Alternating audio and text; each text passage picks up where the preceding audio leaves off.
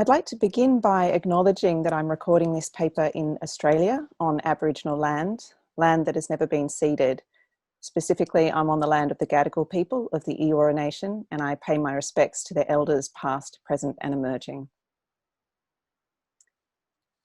In 1973, Jean-Michel Barré, New Caledonia's then Vice-Rector of Education, paid a visit to a site that once had been at the very heart of France's penal colony, the Bagne. The site, a cemetery containing the graves of guards from the penal colony and their families, was one of many neglected vestiges located on what was until the early 1970s an island just west of Nouméa, the Île Nou, but which had recently been linked to the mainland, becoming Nouville. Situated at the bottom of a hill, the cemetery occupied a modest area of terrain, around 50 square metres at most. The tombstones were whitewashed, sometimes adorned with a cross in iron or wood. Barré recorded his impressions, which were later published by a local historical association, the Société d'études historiques de la Nouvelle-Calédonie, and from here I'll refer to this group simply as the SEH. Although vegetation had reclaimed the cemetery, with lantana spread thickly over the area, Barré noted that the tombstones themselves had clearly been regularly tended. By whom, it wasn't known, but the implication was that it wasn't an entirely forgotten site. Enclosing the cemetery, marking it off from the surrounding land, was a brick wall, and access was via an old gate with rusty hinges which let out a squeak when the gate was opened or closed. 8 years after Barré's visit, the cemetery of the Guards of the Bagne was completely destroyed. In June 1981, bulldozers razed the site, ploughing through it in order to prepare the way for a new urban development. 3 days before this destruction, the president of the SEH took his camera and captured images. Today, the Vice-Rector's description and those photos are among the only documentation remaining of the cemetery. The tombstones were ripped up and dispersed. What became of them is unknown. The human remains, meanwhile, were left in the earth. This wasn't the first time a cemetery from the era of the Bagne had been destroyed. A similar fate had befallen a cemetery on the Ducos Peninsula in 1971, when a bulldozer had moved in to make way for a road. That precedent had aroused even greater outrage because it was a cemetery for political prisoners. The cemetery had 90 tombs, among them 79 tombs for communards, one of them a woman, 4 Kabyles, deported for their involvement in the Mokrani revolt of 1871 in Algeria, and 6 children. In 1971, the cemetery of the Déportés of Ducos was entirely obliterated and the area built over and absorbed into what is today the working class district of Tindu. All that was left to recall the existence of that cemetery was popular memory and some photos taken in the 1930s. These incidents of destroyed heritage sites of the Bagne were important in galvanising community determination to prevent further losses. They also were tied up with a concerted effort to confront the growing Kanak movement for independence. My paper today will explore some of these dynamics in the preservation of heritage sites of the Bagne, particularly in terms of how it relates to New Caledonia's relationship with Australia. Through the 1970s and up to the present, there's been an acceleration of campaigning in New Caledonia for preservation of sites of the Bagne. And in these campaigns, Australia has played an important role in inspiring and to a certain extent guiding the strategies. This continues a pattern in the relationship between Australia and New Caledonia that has existed since the very moment France laid claim to the archipelago in the South Pacific in the 1850s. Most people in Australia today are oblivious to the fact that between the 1860s and the early 1930s, France had a penal colony right on Australia's doorstep, let alone that it was explicitly inspired by what the British had implemented in Australia decades earlier. In the historiography of modern Australia, the dominant narrative often emphasises Australia's uniqueness as a European colony settled by transported convicts. By contrast, in New Caledonia, Australia's importance for French settlement is something that has constantly been foregrounded. Right from the start and all the way through to the present, from the French point of view, the New Caledonian penal colony has been framed as non-exceptional. That's not to say it was presented as equivalent to Australia, it wasn't, but it was always discussed within the paradigm established by the British experience. Recently, Claire Anderson's edited volume, A Global History of Convicts and Penal Colonies, has encouraged historians to think in terms of the global history of coerced migration over the longue durée. As that work demonstrates, policies of deportation, transportation, or exile have been prevalent and in widespread use by various states throughout history. This sort of global approach makes the national or imperial case less exceptional. But what is still largely missing in the existing scholarship is a consideration of the way that ideas and practices flowed between imperial configurations. So instead of looking for parallels or common patterns, what I'm interested in is how policies and ideas about penal colonialism were fashioned through active conversation and interaction between different polities. What I'm presenting here is part of a bigger project where I've been looking at the entangled histories of Australia and New Caledonia as European settler colonies with convict histories in order to analyse and expose the extent to which ideas, practices and memory politics of the penal colony and the bagne were formed out of their dialectical relationship. So in this paper, I'll trace some of the efforts to preserve penal heritage in New Caledonia and offer some reflections on the role Australia has played in that approach. And I should say that this is still very much a work in progress. Convict sites and sites of the bagne constitute what can be categorised as dark heritage.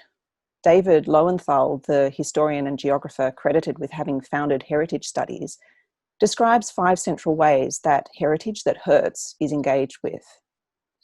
It's ignored, removed, celebrated, transformed, commemorated. Heritage conservation of convict sites in Australia and New Caledonia has followed a broadly similar trajectory to that.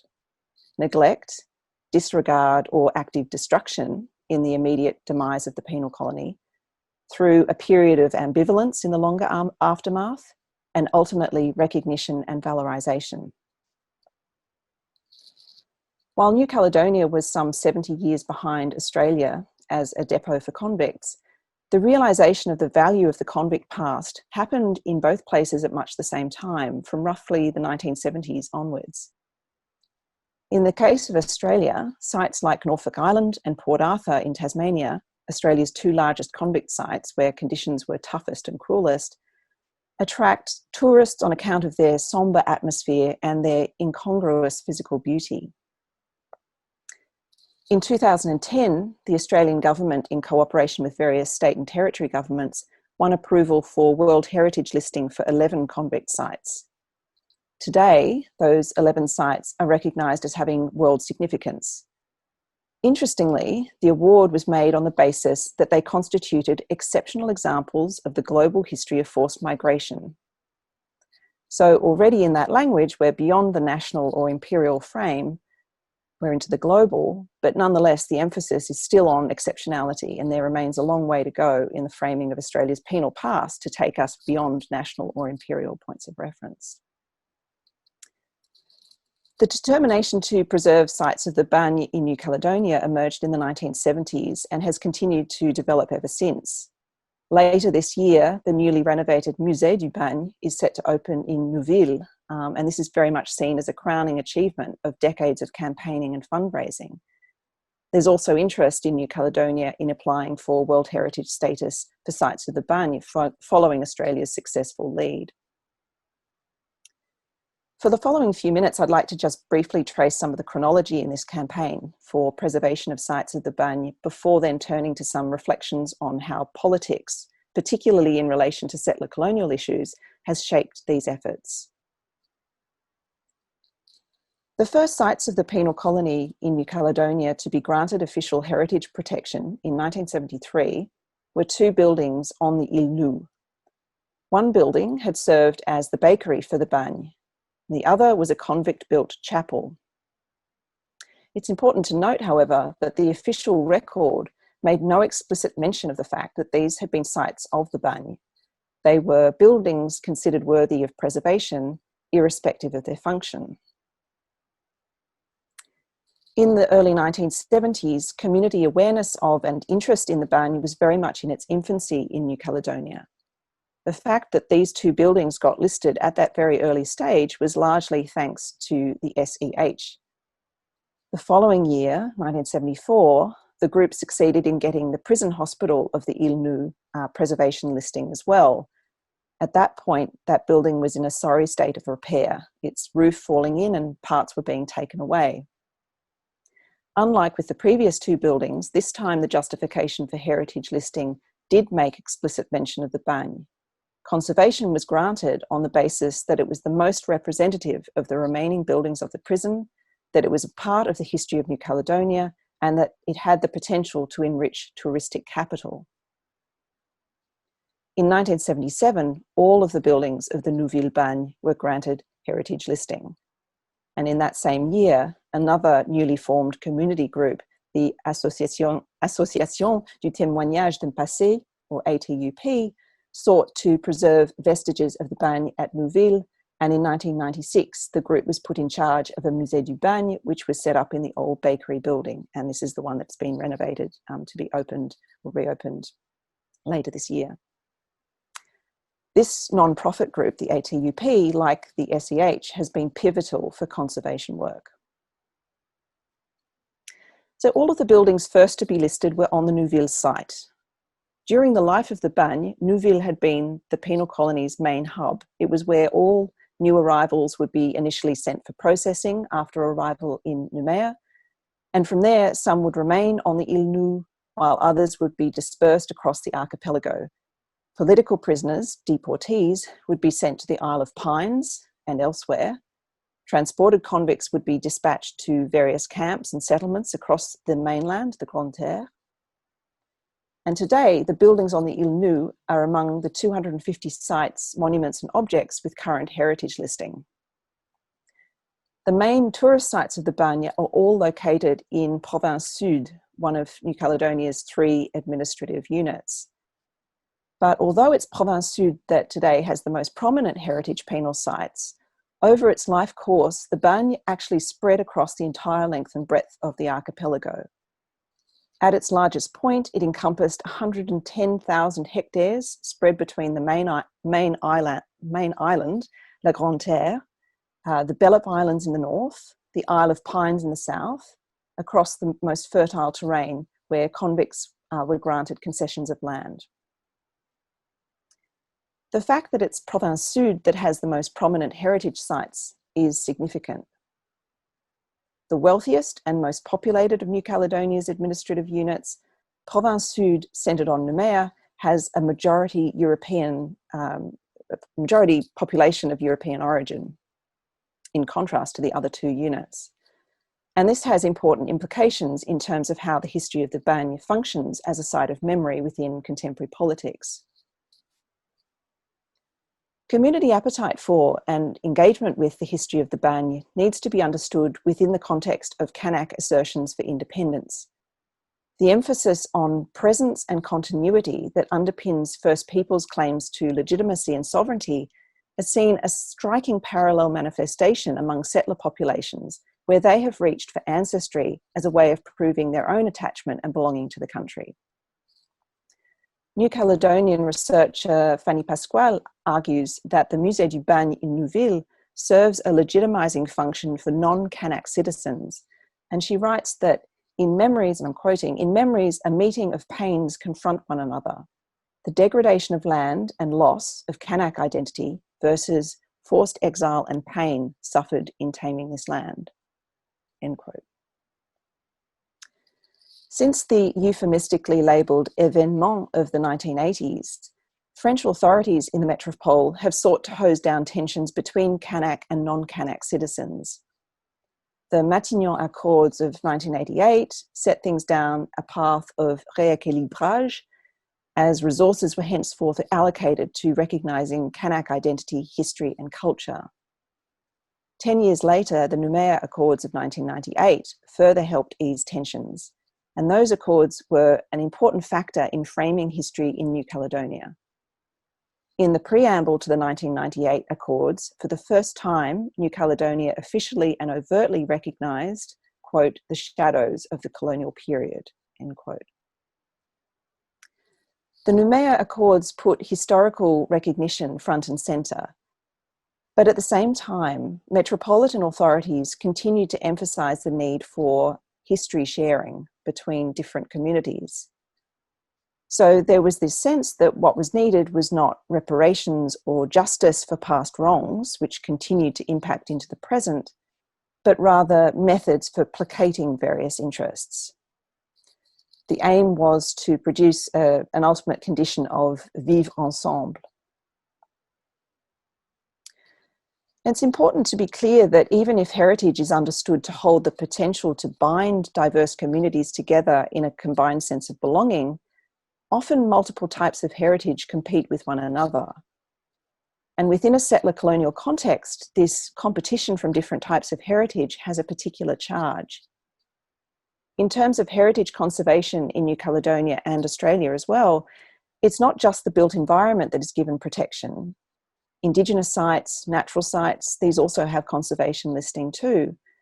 But the fact that Indigenous cultures in both New Caledonia and Australia traditionally tread much more lightly on the earth than European settler ones contributes to an unequal marketplace of visibility.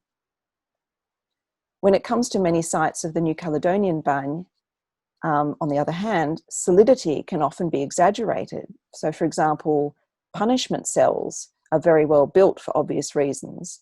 And this then leads these sorts of structures a greater permanency and resilience, despite the fact that after the demise of a penal colony, they're often, in fact, usually allowed to fall into a state of decay.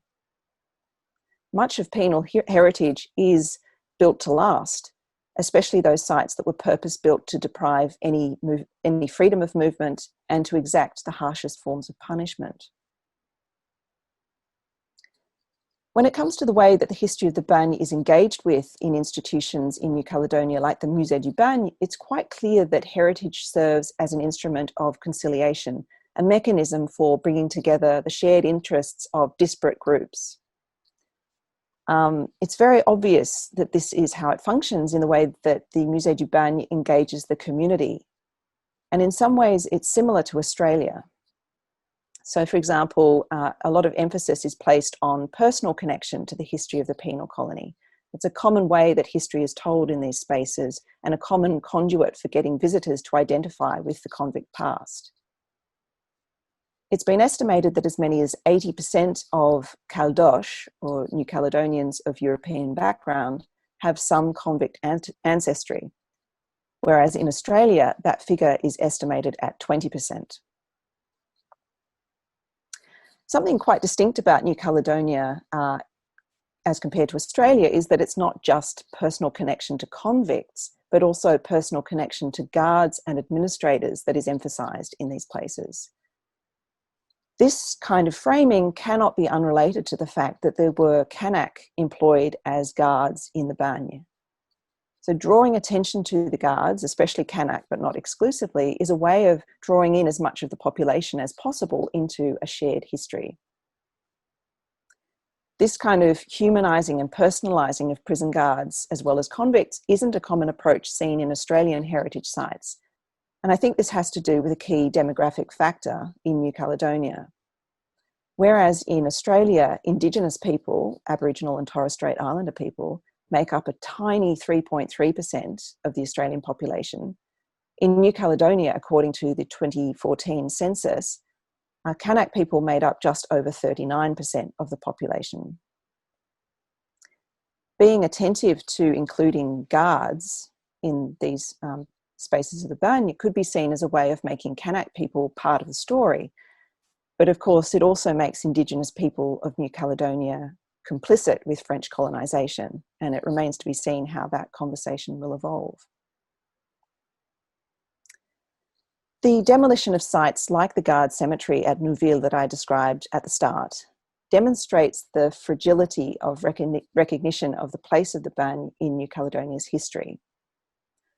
On leaving the Guards Cemetery after his visit in 1973, Barré, the Vice-Rector of Education, noted that when he pulled the cemetery gate closed behind him, his fingers left a trace in the rust.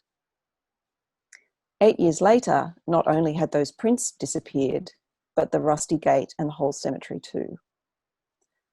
Although since the 1990s there has been this objective of producing a common sense and helping facilitate an evolution towards independence for New Caledonia, from the 1970s, in the face of growing Kanak assertions for independence in New Caledonia, heritage protection emerged as a political battleground for confirming Caldoche presence in the archipelago.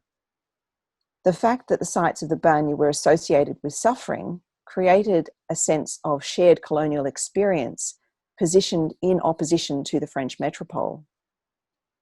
Bones, buildings, and the living bodies of descendants of the Bagne, whether convict or guards, all constitute material evidence of French presence, which helped to solidify settler legitimacy. Thank you.